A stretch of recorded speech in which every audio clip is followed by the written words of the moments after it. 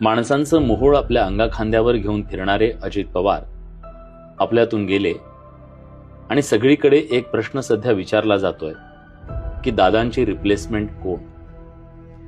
खरं तर गेल्या काही वर्षात आपल्यातून स्वर्गीय बाळासाहेब ठाकरे गेले, मुंडेसाहेब गेले, विलासराव गेले, आबा गेले. पण खरंच ह्या सगळ्या माणसांची रिप्लेसमेंट आपल्याला मिळाली का हो? त्याचं उत्तर आहे नाही.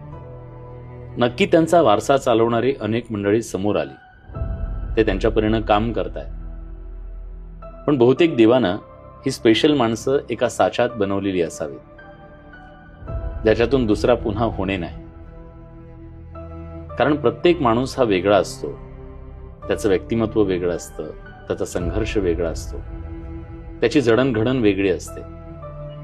त्यामुळे केवळ राजकारणच नाही, तर आपण काम करतो तिथेही असो की मग आपल्या नात्यात सुद्धा एखादा माणूस गेल्यावर दुसरा माणूस येऊ शकतो, पण त्याची रिप्लेसमेंट कधीच होऊ शकत नाही मित्र.